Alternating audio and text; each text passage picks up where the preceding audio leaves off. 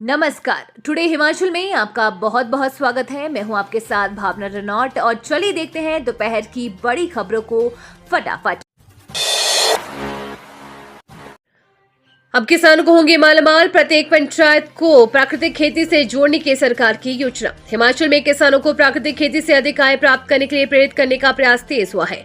इस वर्ष प्रत्येक पंचायत में 10 किसानों को प्राकृतिक खेती से जोड़ने और 15,000 हेक्टेयर भूमि को प्राकृतिक खेती के तहत लाकर ऑनलाइन पंजीकृत किया जाएगा। जनजातीय जिला लाहौल स्पीति के काजा और चंबा के पांगी क्षेत्र में किसानों को प्राकृतिक खेती के लिए प्रेरित करने का प्रयास होगा। इस संबंध में बजट घोषणाओं को धरातल पर उतारने के लिए शिमला स्थित कृषि भवन बालूगंज में शुक्रवार को बैठक हुई। इसमें प्राकृतिक खेती खुशहाल किसान योजना के राज्य परियोजना निदेशक हेमिस रेगी ने अधिकारियों को बजट घोषणाओं को धरातल पर उतारने की तैयारियों और आगामी वित्त वर्ष की कार्य योजना 31 मार्च से पहले तैयार कर भेजने का निर्देश दिए। काजा और पांगी में उगने वाले फल, सब्जियों और अनाजों के विपणन के लिए भी उचित प्रबंध किए जाएंगे।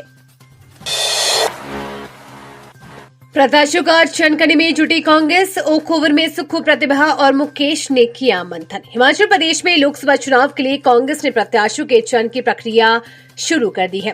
शुक्रवार शाम को मुख्यमंत्री सुखविंदर सिंह सुक्खू, प्रदेश अध्यक्ष प्रतिभा सिंह और उप मुख्यमंत्री मुकेश अग्निहोत्री ने ओक ओवर शिमला में संभावित प्रत्याशियों को लेकर विस्तार से मंथन किया। इस दौरान विधायकों को चुनाव मैदान में उतारने से होने वाले नुकसान और अन्य नेताओं की जिताऊ क्षमता पर चर्चा की गई। इन तीनों नेताओं के बीच हुई बैठक में कुछ संभावित प्रत्याशियों के नाम शॉर्टलिस्ट किए गए हैं। अब 18 मार्च को दिल्ली में प्रस्तावित कांग्रेस की केंद्रीय चुनाव समिति की बैठक में इन नामों को रखा जाएगा।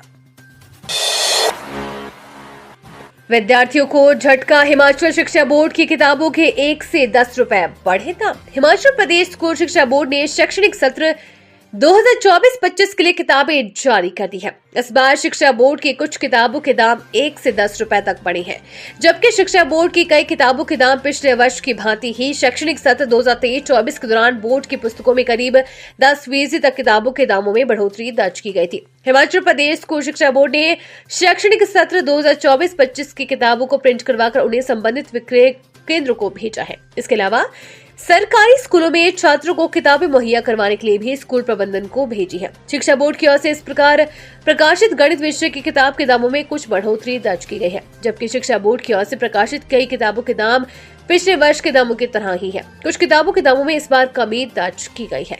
शैक्षणिक सत्र 2024-25 के लिए शिक्षा बोर्ड की ओर से पहली से लेकर 12वीं कक्षा तक विभिन्न विषयों की 213 करीब किताबों को प्रिंट करवाया गया है। इसमें व्यावसायिक विषय भी शामिल है। हिमाचल में कॉटन कैंडी बनाने और बेचने पर लगा प्रतिबंध, सैंपल फेल होने के बाद लिया फैसला। हिमाचल प्रदेश में कॉटन कैंडी बनाने और बेचने पर स्वास्थ्य विभाग ने प्रतिबंध लगा दिया है। सैंपल फेल होने पर यह फैसला लिया गया। सोलन, शिमला, बिलासपुर और अन्य शहरों में इनके सैंपल भरे गए थे। इनमें हानिकारक केमिकल पाया गया है। सोलन में 20 फरवरी को शहर से 7 सैंपल भरे थे, जिन्हें जांच के लिए CTL कंडाघाट भेजा था। कैंडी में रोडामाइन भी केमिकल है, जिससे कैंसर हो सकता है। सरकार ने संबंधित विक्रेताओं को नोटिस जारी कर जवाब मांगा है। नगर निगम के खाद्य सुरक्षा विभाग ने पिंक, ऑरेंज, पर्पल, येलो, सी ग्रीन, व्हाइट और green purple mix cotton candy के सैंपल भरे थे। सूचना थी कि कॉटन कैंडी को गुलाबी रंग देने के लिए रोडामाइन बी का इस्तेमाल किया जाता है। ये केमिकल सेहत के लिए हानिकारक होता है।